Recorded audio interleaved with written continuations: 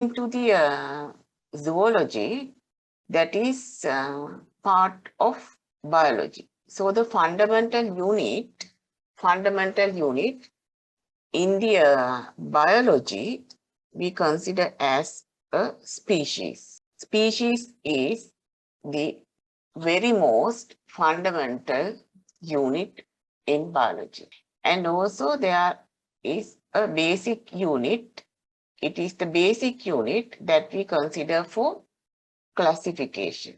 Also, the species is one of a taxonomic rank, and it is also a unit of biodiversity.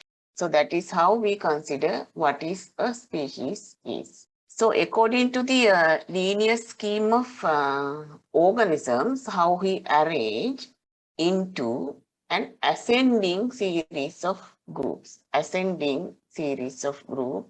to with increasing inclusiveness.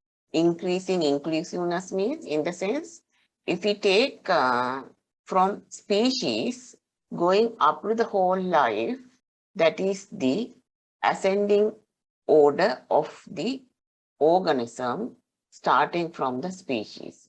So it is going to include, for example, species, genus, family, order, class, phylum, kingdom, domain, and the like.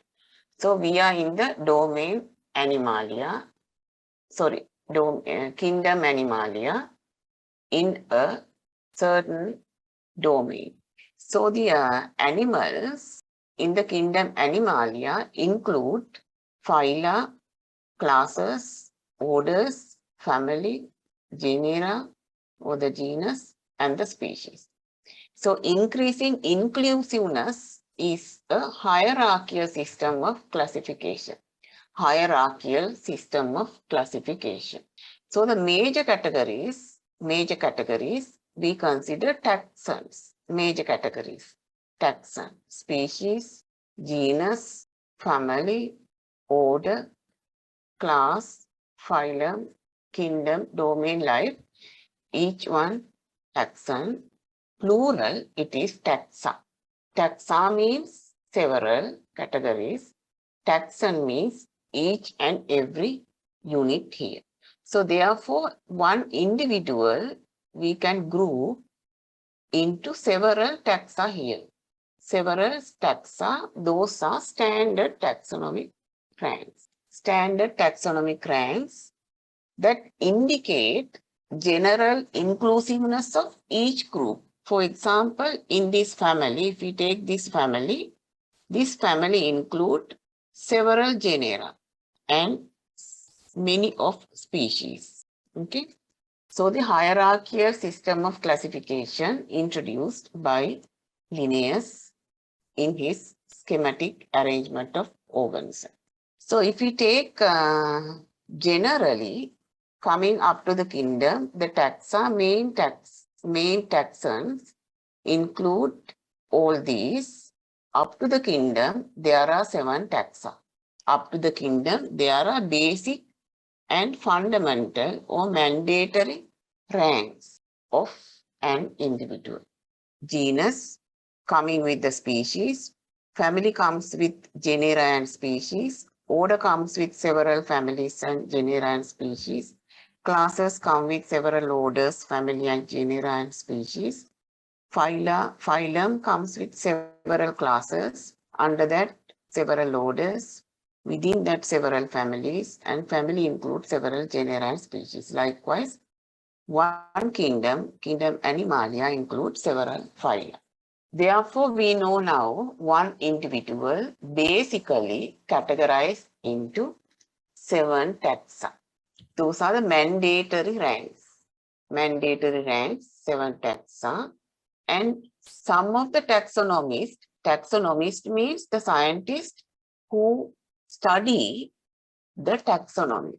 So the taxonomist able to consider optional subdivisions into these 7 taxa, so that they can further recognize an organism with more than 7 taxa.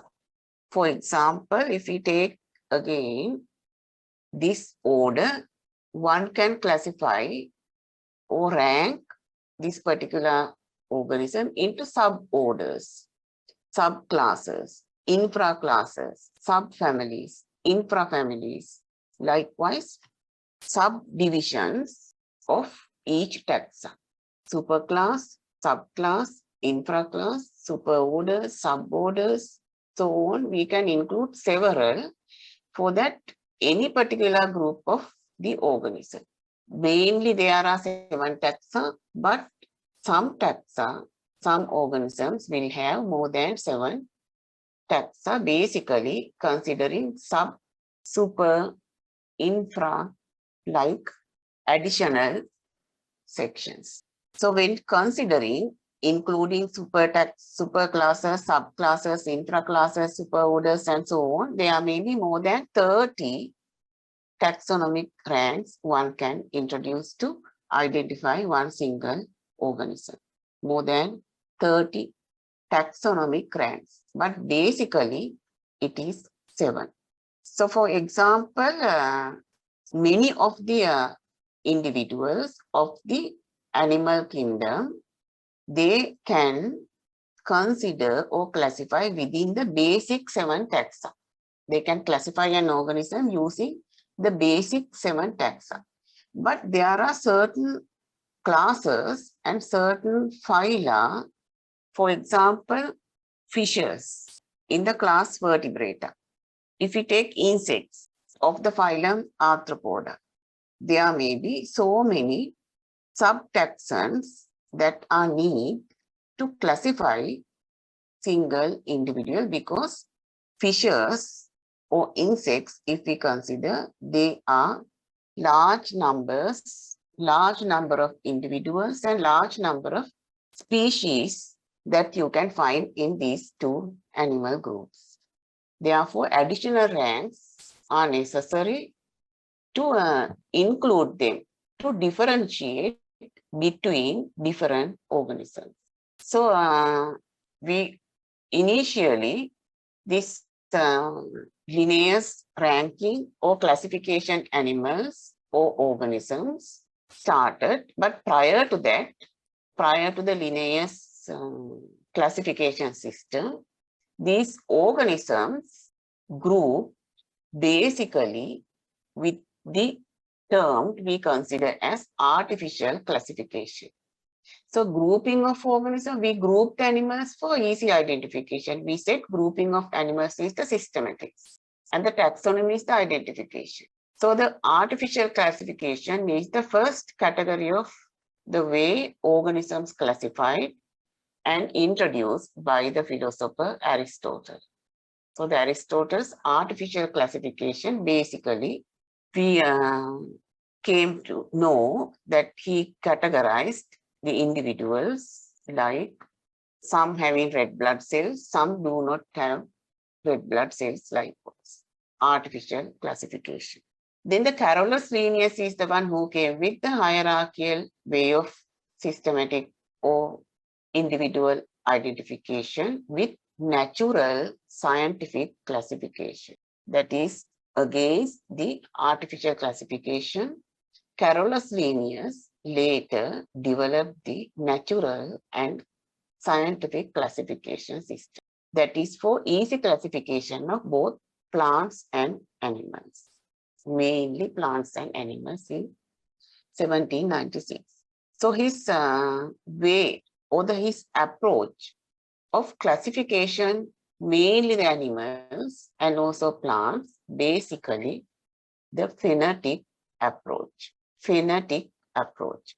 Phenetic approach include their features and the evolutionary pattern, genetic factors, genes, how they vary from individual to individual. Likewise, phenetic approach considered by Linnaeus when he was doing the natural and scientific classification.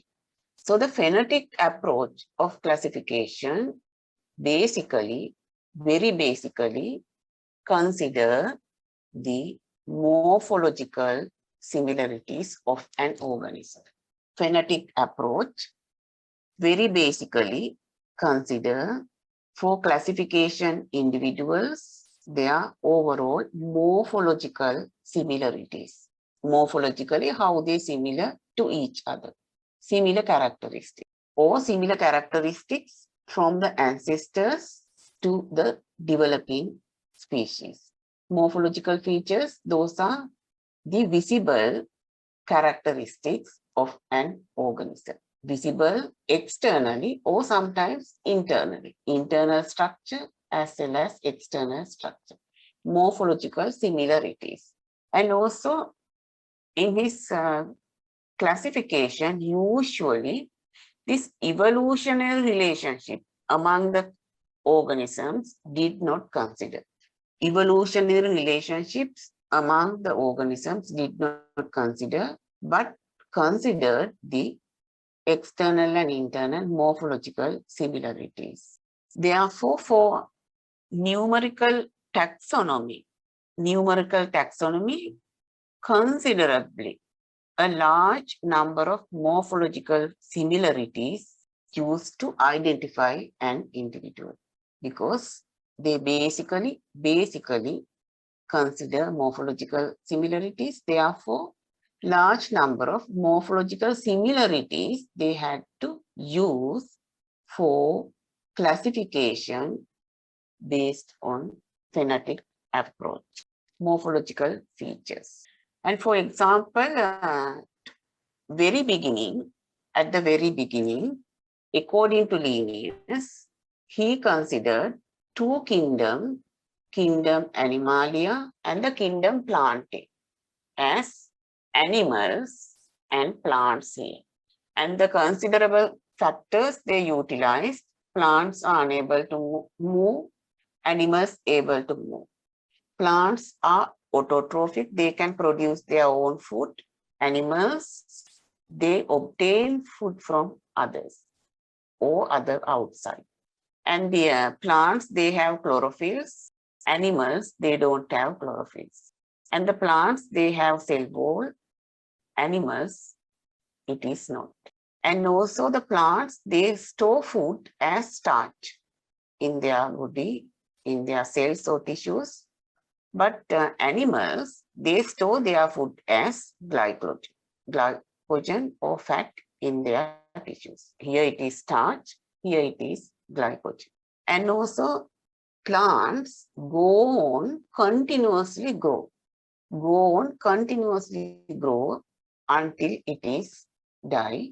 But animals growth stop at a certain age of the individual. The growth stop or growth holds after a certain age. So those are the main differences considered at the very beginning as two kingdom classification scheme introduced by Linnaeus.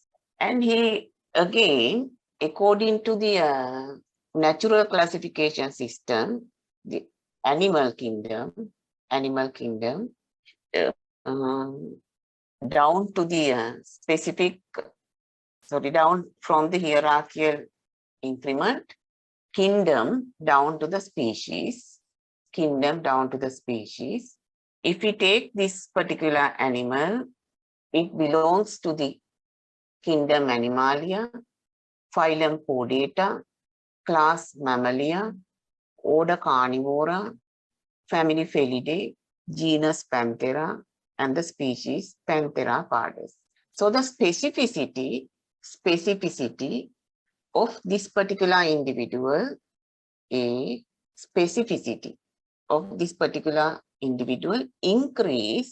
increase when the features considered towards the bottom part of this classification. Specification of the Panthera pardus is very high in the genus. It is higher than the family. Family features are higher than the order features. Order features are higher than the class features of this animal.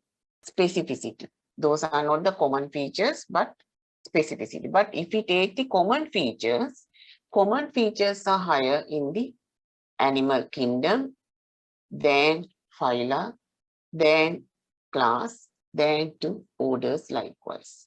And it is for the human also the same. It is the kingdom Animalia, phylum, class, order, family, genus. And we can consider they under one particular domain. So after Linnaeus, his classification, natural classification into plants and animals, and the introduction of the more convenient microscopes, and also large number of organisms originating and identification with the technology improving, especially the introduction of the microscope, they able to identify more and more features within the several organisms which make them different to each other. Therefore, this two kingdom classification required a revision, change. Two kingdom classification. Two kingdom classification is kingdom Animalia, kingdom Plantae. So most of these classification later on based on cladistic approach. Originally it was phenetic approach. It's only the morphological features, phenetic approach. Now it is cladistic approach, which include more and more unseen information and unseen factors than you can see in morphological characteristics. So the cladistic approach of this classification actually originated by Darwin. But he is not the one finally ended. So here the species are classified considering their evolutionary relationship. But previously, they did not consider the evolutionary relationship for two phyla classification. Now, cladistic approach introduced by Darwin, he considered the evolutionary relationship of different organisms for classification. Therefore, the true phylogenetic relationship and the descent. Descent means how they divert, able to recognize true phylogenetic relationship of an organism and how this organism divert from other organisms were able to recognize. So this particular approach of classification today consider with inclusive of biochemical characteristics of an organism to facilitate how this evolutionary history analysis was possibly done.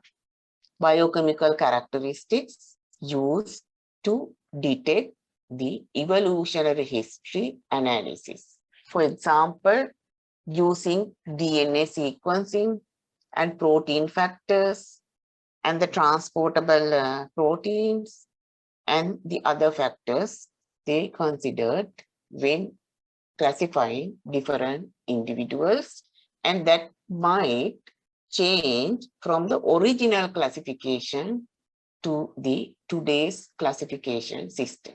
Some of the animals, for example, we are considering the kingdom Animalia. Therefore, very early days, the animals we considered in one phylum, nowadays, after considering the latest identifications and the detections, they classify into different phyla, something like that. So using both these phenetic and the cladistic approaches, phenetic approach introduced by Linnaeus, cladistic approach introduced by Darwin. Phylogenetic trees able to construct phylogenetic trees, that is the origin of something and how one category of individuals here, and another category of individuals that is called plants, another category of individuals that is called animals, divert from a basically common characterizing individuals in different stages. And that is how the cladistic approach and the phonetic approach used for construction of phylogenetic trees. And considering both these features, one able to classify the organisms, not only plants and animals, plants, animals, and fungi, and also protists, and also another very primitive type of organisms, Monera.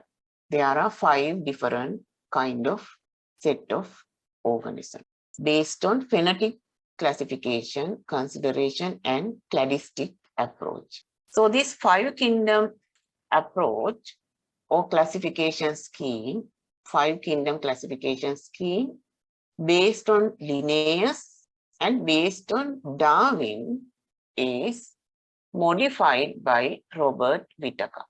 5 kingdom classification. So this 5 kingdom classification, if you could see there, they use 3 basic parameters that happen after the discovery of the electron microscope. After the discovery of the electron microscope, they able to identify so many things.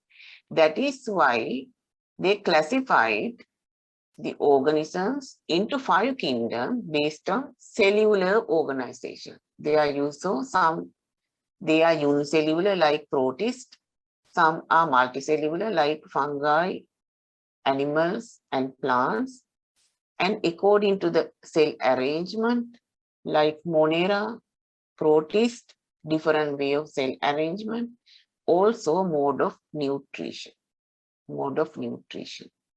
whether they are autotrophic or heterotrophic. So the 5 kingdom, as you saw there, considered, it is the Monera, Protista, fungi, plantae, and animal or animalia. 5 kingdom. Now you see the kingdom Monera include very primitive organisms. Some are not able to differentiate as it is similar to animals, fungi, protists, plantae animals, and there are a lot of complications in this kingdom Monera. Therefore, Carl Woese in 1990, he classified all these 5 kingdoms into 3 domains where this protista, fungi, plantae, and animals of 4 kingdoms under one domain, that is domain Eukarya. And the higher bacteria placed in the domain bacteria. And the lower bacteria and the lower other individuals, organisms considered in Archaebacteria under the domain Archaea. Therefore, at present, we consider 3 domains, 6 kingdoms classification for both animals, plants, as well as protista, fungi, bacteria, and rest of other organisms. 3 domains, 6 kingdom classification is considered, and it is being introduced by Carl Woese from Robert Whittaker, who considered 5 kingdom classification, and the cladistic classification introduced by Darwin, and phonetic classification introduced by Linnaeus. So this you can easily remember. So now you know our concern is zoology, and zoology we learn animals. Now you can see where the animals are located. Kingdom Animalia of the domain eukarya. That's all you have to remember. Kingdom Animalia of the domain eukarya. Now you must know why it is being characterized as eukarya. Because it has a specific structured nucleus with a nuclear membrane. All these individuals, including protista, fungi, plantae, animals. And from here is the phylogenetic tree cladistic to show the eukaryota, that is eukarya, archaea, and the bacteria. And here eukarya include these organisms, where animals are the leading organisms with slim molds, fungi, plants, ciliates or protists, and amoebae, and all these are protists. Protists, fungi, plants, animals, and the mold.